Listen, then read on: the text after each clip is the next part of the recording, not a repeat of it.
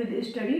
और आज का वीडियो जो है पीआरटी के लिए यानी कि 1 to 5 बीपीएससी टीआरई 3.0 के लिए जो अप्लाई करेंगे पीआरटी में, उनके लिए कि एक महीने सवा महीने में हम क्या स्ट्रेटेजी को फॉलो करें कि हमारी जो तैयारी हो वो अच्छी हो जाए।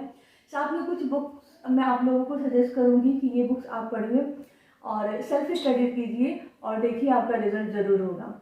तो पीआरटी के लिए सबसे पहले है कि मतलब आपको सबसे पहला काम ये करना है कि आप जो है 6 से लेकर 10 तक की एनसीईआरटी को आप परचेज कर लेंगे या किसी से मांग लेंगे, अपने पास रख लेंगे। आपके पास सोशल साइंस और साइंस दोनों की जो है एनसीईआरटी आपके पास होनी चाहिए। ये एक जिसको कह सकते हैं आप कि इसके बिना तो आपका रिजल्ट नहीं होने वाला है, ठीक है। उसको आपको पढ़ना है, एनसीईआरटी को लाइन बाय लाइन ख़त्म करना है, सोशल साइंस को भी और साइंस को भी, क्योंकि पीआरटी में जो है हमारा सारा जो सेक्शन है वो पूछा जाता है। तो इसके लिए आपको एनसीईआरटी ले लेनी है, एनसीईआरटी को 10 तक पढ़ जाना है बिल्कुल, साइंस और सोशल साइंस दोनों। साइंस में क्या करना है कि कुछ चीज़ें जो है ना जैसे कि 12th लेवल तक पढ़नी है, कुछ चैप्टर। जैसे पिछली बार हम तैयारी 1 में देखा गया था कि जो फर्स्ट सिटिंग का पेपर था उसमें इकोलॉजी से जो है क्वेश्चन बहुत ज़्यादा थे। तो इस तरह से जो है ना आप कुछ एनवायरमेंटल इशूज से रिलेटेड, जैसे 12th लेवल की जो एनसीईआरटी आप लेंगे उसमें इवोल्यूशन, इकोलॉजी और एनवायरमेंटल इशू जो भी होंगे 11th क्लास में और 12th क्लास के साइंस के चैप्टर में, उसको आपको अच्छे से पढ़ के जाना है पूरा। उसके लिए आप वीडियो देख लीजिए या फिर पढ़ के जाइए। कुछ चैप्टर जो है वो 12th लेवल तक के आएंगे और वही जो चीज़ है ना 10th तक तो सब पढ़ के जाएंगे, लेकिन जो 12th 11th 12th तक के भी जो चैप्टर्स उसमें कवर कर दिए जाएंगे, तो उसमें जो स्कोर कर पाएगा उसी स्कोर का डिफरेंस आप में और दूसरों में होगा, जो दूसरे उसको कर लेंगे। 12th लेवल तक के जो चैप्टर्स उसमें आएंगे, जैसे इकोलॉजी का आ सकता है, एनवायरमेंटल इशू का आ सकता है, उसके बाद इवोल्यूशन का चैप्टर आ सकता है। तो ये सारे चैप्टर जो है आपको पढ़ के जाना है, छोड़ के नहीं जाना है कि हम तुक्का लगा के आएंगे जो भी होगा। तो ये चीज़ें साइंस में आपको एकदम डेफिनेटली करनी है। और उसके साथ साथ जो है साइंस के लिए अगर आप चाहते हैं तो ये आप प्रैक्टिस के लिए जो है ना, ये सामान्य विज्ञान की घटना चक्र की बुक है, ठीक है। इसको आप प्रेफर कर सकते हैं, सिर्फ इसको एक बार पढ़ जाइए एग्जाम से पहले।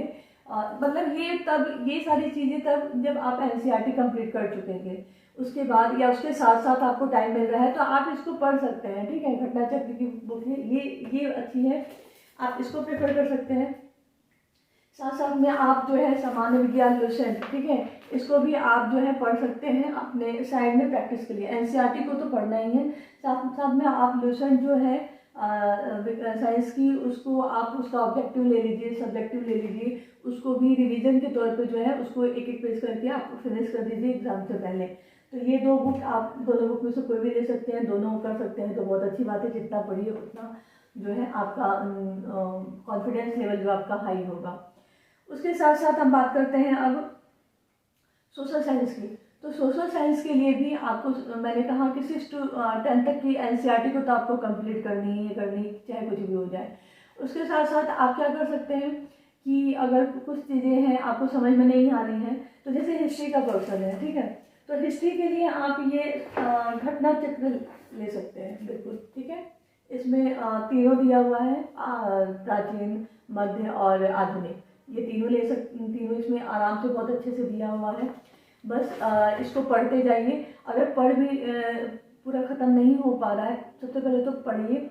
अगर ख़त्म नहीं हो पा रहा है तो नहीं पढ़ पा रहे हैं तो आपने एनसीईआरटी तो पढ़ी, एनसीईआरटी के बाद जो इसके क्वेश्चंस है, ठीक है, जो प्रीवियस ईयर के इसमें लास्ट में हर चैप्टर के पीछे क्वेश्चन है, उस क्वेश्चन को प्रैक्टिस कर जाएंगे बिल्कुल। ये क्वेश्चंस मैं हमेशा जनरल पेपर की तैयारी के लिए भी इसमें मॉडर्न जो है वो मैं सजेस्ट कर रही हूँ। आपको 2 जगह फ़ायदा होगा इसको पढ़ने से। एक तो अगर आप पीआरटी के लिए सोशल साइंस से हैं या फिर आप सोशल साइंस टीजीटी के लिए भी हैं, 6 to 8 के लिए भी हैं, तो ये बुक आपके लिए बहुत अच्छी है, बहुत अच्छी। ये बुक आप जरूर ले लें, इसके क्वेश्चंस करके जाएं। चैप्टर नहीं भी पढ़ पा रहे हैं, मान लीजिए इतना टाइम नहीं है, बहुत सारी चीज़ें कवर करनी है, एनसीईआरटी पढ़ रहे हैं, एनसीईआरटी पढ़ने के बाद इसके चैप्टर्स इसके क्वेश्चंस लगाइए और अगर हो सके तो इसके चैप्टर एक एक 2 पेज के हैं वो भी पढ़ जाइए। ये पढ़ लेंगे तो आप देखिएगा जब ये बुक खत्म हो जाएगी ना, तो एक हिस्ट्री में अच्छा खासा स्कोर आपका हो सकेगा सिर्फ इसको पढ़ने से। तो ये हिस्ट्री के लिए आप इसको प्रेफर कर सकते हैं, या फिर आपको क्वेश्चन प्रैक्टिस के लिए चाहिए तो इसमें क्वेश्चंस कर सकते हैं बहुत ही ऑथेंटिक और प्रीवियस ईयर जो IAS या किसी एग्जाम में पूछे गए हैं वो क्वेश्चंस हैं। तो ये तो इसके लिए हो गया। फिर सोशल साइंस में हो गया कि आपको पॉलिटी के लिए मुझे लगता है कि NCERT को तो आप पढ़ेंगे ही पढ़ेंगे, साथ में आप पॉलिटी के जो है ना लुसेंट को प्रेफर कर सकते हैं, उससे बाहर प्राइमरी में नहीं आएगा। जो लुसेंट है उसका सब्जेक्टिव पॉलिटी का वो पढ़ जाइए, अनुच्छेद के बारे में जान जाइए, और सब उसमें जो जो है राष्ट्रपति उपराष्ट्रपति ये सब कितने अनुच्छेद में है क्या है, तो ये सारी चीज़ों को एक बार पढ़ जाइए। कौन सा संशोधन हुआ था, कब हुआ था, ये सारी इंपॉर्टेंट चीज़ें हैं, तो ये सारी चीज़ों को पढ़ लीजिएगा। या फिर मैं उसमें से ये भी बता सकती हूँ कौन सी चीज़ें बहुत ज़्यादा इंपॉर्टेंट है, बार बार पूछी जाती हैं। अनुच्छेद 14 बहुत पूछा जाता है, 21 का A बहुत पूछा जाता है। तो इस तरह से जो है ना आप मतलब एक पॉलिटी के लिए अगर आप कमेंट करेंगे तो मैं एक अलग से उसका इम्पोर्टेंट आपको बता दूंगी कि कौन सा अनुच्छेद या कौन सा है जो है वो आपको पढ़ के जाना है, ठीक है।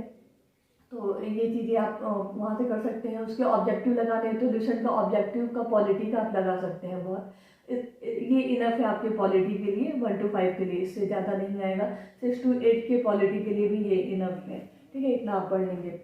उसके बाद फिर भूगोल के लिए बहुत लोग पूछ रहे थे, तो भूगोल के लिए आपको शायद पेपर 1 के लिए पढ़ना हो, इंडियन इकोनॉमी पढ़नी है हमें, तो सॉरी इंडियन ज्योग्राफी पढ़नी है हमें, तो उसके लिए आप पेपर 1 के लिए भी आपको ये हेल्पफुल रहेगा। एक महेश बर्णवाल की बुक आती है, ये बुक भी अच्छी है, आप इसको पढ़ सकते हैं महेश बर्णवाल की बुक को।